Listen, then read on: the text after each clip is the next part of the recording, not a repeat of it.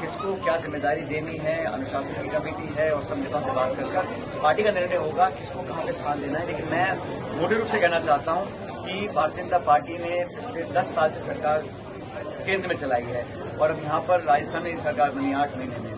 हर तरफ आप देख लीजिए, जो उदयपुर में घटनाक्रम हुआ वो कहीं ना कहीं चूक की सरकार थी, और जब विपक्ष में थे तो आप लॉ एंड ऑर्डर को, महिला उत्पीड़न हो, बच्चों के साथ अन्याय की बात हो, लूटपाट की घटनाएं हो और अराजकता जो लगातार फैल रही है, उसको कंट्रोल करने में सरकार नाकामयाब इसलिए है क्योंकि मल्टीपल पावर सेंटर्स हैं। वहाँ पता नहीं कि एक्चुअली में सरकार चला कौन रहा है, सब निर्देश दिल्ली से आते हैं और कहीं ना कहीं ये अफसरशाही हावी हो रही है सरकार के ऊपर। ऐसे आम जनता की एक धारणा बन चुकी है। देखिए, राजनीति में अच्छे शब्दों की आप बात करते रहे हमेशा कि राजनीतिक शुचिता बनी रहे, लेकिन शांति धारीवाल जी के वक्तव्य को लेकर जो उस प्रकरण का संज्ञान स्पीकर साहब ने लिया और उस पर जो धारीवाल जी को माफी मांगी, उन्होंने माफी मांग ली और उनको जो रूलिंग देनी थी स्पीकर साहब ने दे दी है। लेकिन मैं इस बात पर बिल्कुल आज भी कायम हूँ, कोई व्यक्ति हो, किसी दल का हो, किसी पार्टी का हो, लेकिन अशोभनीय भाषा, शब्दावली का चयन बहुत महत्वपूर्ण है पब्लिक लाइफ के अंदर और सबको उसका संज्ञान लेना चाहिए। धारीवाल जी बार बार गलती करते हैं, गलती की तो माफी मांग ली है, बात लेकिन हाँ ये चीजों से बचा जाना चाहिए क्योंकि इससे जो नई पीढ़ी है उस पर एक अच्छा प्रभाव नहीं पड़ता। सर, आपने स्कूल का उद्घाटन किया है, तो क्या मैसेज देना चाहिए वैचारिक दृष्टि से?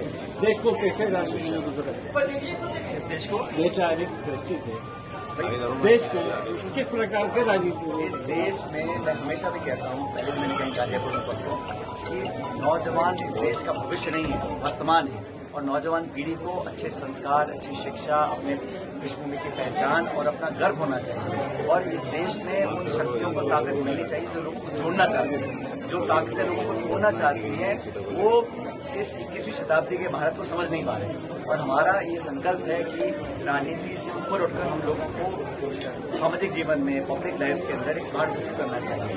चुनाव के समय अपनी प्रतिस्पर्धा होती है, अपनी बात रखनी चाहिए और विचारधारा के आधार पर, एजेंडा के आधार पर, प्रोग्राम के आधार पर लोग अपनी सरकारें बनाते बिगाड़ते हैं। लेकिन जो लोग राजनीति में हैं उनको हमेशा देश के प्रति समर्पित रहकर काम करना चाहिए और नौजवान पीढ़ी आज बहुत जागरूक है, उत्साहित है और देश के लिए कुछ करना चाहती है। उनको संसाधन और प्लेटफॉर्म प्रोवाइड करना हम सबकी जिम्मेदारी है। 5 सीटों पर चुनाव है, उपचुनाव जो है, पांचों सीटें कांग्रेस पार्टी जीतने जा रही है क्योंकि जो परिणाम आए राजस्थान में, बीजेपी को बैकफुट में हम लोग लेकर आए और हमारे सहयोगी दलों ने सरकार का दिखाया और 5 सीटों पर बीजेपी हारेगी। आप पूरा विश्वास? युवाओं की आवाज उठाते हैं, 5 सीटों पर क्या युवा उम्मीदवार होंगे? जो जीतने वाला होगा उसको टिकट दिया जाएगा, सबसे चर्चा करी जाएगी, किसी एक व्यक्ति की बात नहीं है और दल निर्णय करता है किसको चुनाव लड़ाना है। लेकिन जो आज माहौल बना हुआ है, जो बेरुखी जनता में हो गई है सिर्फ मात्र 7-8 महीने में भाजपा सरकार से, उसको देखते हुए मुझे लगता है कि अच्छी बहुमत के साथ 5 सीटों पर बीजेपी हारी कर। क्या लगता है बजट में आपके इलाके की पूरे जिले से अनदेखी हुई है? अब ऐसा है, वो तो जो बजट था हम सब सुन रहे थे लेकिन उसमें विवरण दिए नहीं गए और वो अधिकारियों ने एक तरह से जो टाइप पहले करते थे सरकार के लिए वही अधिकारी टाइप बजट इस बार कर रहे हैं। घोषणाओं तो बहुत सुन ली हम लोगों ने, धरातल पे क्या उतरेगा, क्या वो पैसा वो खर्च करा पाएंगे नहीं करा पाएंगे, क्या वो संसाधन लोगों को दिला पाएंगे नहीं दिला पाएंगे।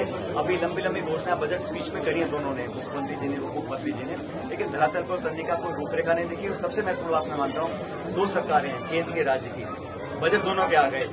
किसी भी सरकार ने, केंद्र राज्य ने, महंगाई को कम करने के लिए कोई उपाय ढूंढने की कोशिश भी नहीं करी। इसका खेत मुझे है कि आज आम जन की कमर टूट रही है, जो मध्यम वर्ग है, गरीब तबका है, उसके सिर पर टाका डाला जा रहा है, उसको रोकने का प्रयास भी सरकार नहीं कर रही है। तो लोग निश्चित रूप से आज बड़े परेशान है, दुखी है। ईआरसीपी को भी भूल के लगता है, ईआरसीपी को भी भूल गए। ईआरसीपी को तो सिर्फ चुनाव के टाइम उठाया था, केंद्र सरकार ने जिक्र तक नहीं किया और आज भी जो सदन के अंदर सरकार की तरफ आश्वासन आ रहे हैं उसमें कोई बजट का केंद्र सरकार प्रोविजन नहीं है। हमने कहा राष्ट्रीय परियोजना घोषित कर दीजिए, वो बिहार को दे सकते हैं, आंध्र प्रदेश को दे सकते हैं और हमारा कोई झगड़ा नहीं है बिहार के आंध्र के लोगों से, लेकिन सिर्फ 2 राज्यों को सारा पैसा देकर 1 लाख करोड़ रुपया दिया है 2 राज्यों को।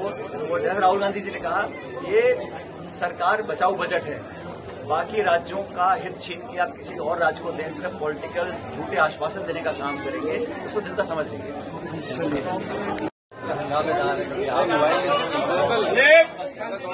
लोग तो तो चाहते हैं कि सदन के अंदर सार्थक चर्चा हो, लेकिन जब जनता से जुड़े मुद्दों को हम लोग या विपक्ष उठाते सदन के अंदर जो जवाब आते हैं सत्ता पक्ष के, वो संतोषजनक नहीं है। आज पूरे प्रदेश में त्राई है बिजली पानी और उसका संतोषजनक जवाब कोई मंत्री दे नहीं रहा।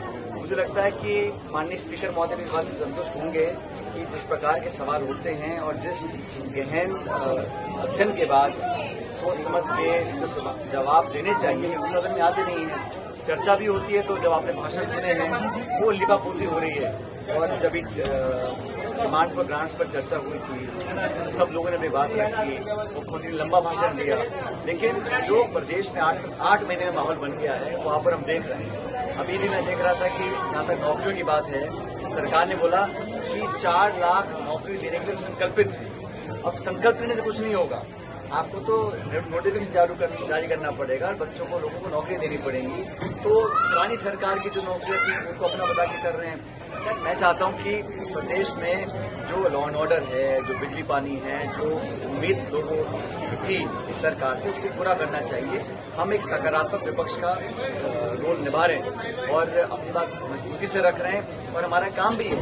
विपक्ष का काम होता है कि सदन के अंदर सरकार की जवाबदेही तय करना, सवाल पूछना हमारा अधिकार है और ये सरकार की जिम्मेदारी है कि संतोषजनक जवाब दिया जाए ताकि जनप्रतिनिधि संतुष्ट हों और पब्लिक को मैसेज जाए कि सरकार काम कर रही है। कांग्रेस छोड़कर जो बीजेपी में नेता गए थे, खिलाड़ी राम बेदवा जैसे नेता वापस आने लगे हैं, क्या कारण मानते हैं कि इतनी जल्दी? मुझे कोई आश्चर्य नहीं है कि जो वहाँ गए हैं, अब मुझे लगता है और भी ऐसे बहुत से लोग होंगे जो उस सिस्टम में फिट नहीं बैठ पाएंगे, क्योंकि मैं समझता हूँ कि सबको साथ लेकर चलने की विचारधारा अगर किसी दल में है तो कांग्रेस पार्टी में है, सब वर्गों को। और जैसा राहुल गांधी सदन में बोल रहे हैं कि सब समाज, सब धर्म, सब जाति बिरादरी और सब पृष्ठभूमि के लोग अगर आगे आएंगे, उनकी गिनती होगी, हमें आवश्यकता पता पड़ेगी। और कांग्रेस पार्टी ने भी एक कमिटमेंट किया है, सबसे बड़ा कमिटमेंट तो ये था कि हम सेंसस कराएंगे, दूसरा कि किसानों को एमएसपी के लिए हम कानून बनाएंगे। दोनों बातों को केंद्र की सरकार ने नकार दिया है और इसका उनको खामियाजा उठाना पड़ेगा। तो पब्लिक की डिमांड है कि किसान को आप एमएसपी पे एक कानून बना के उनको सुनिश्चित करें ताकि उचित मूल्य उनको मिले। और मुझे बड़ा खेद है जिस प्रकार के वक्तव्य कल सदन में दिए गए, विपक्ष के नेताओं के द्वारा राहुल गांधी जी को टारगेट किया गया।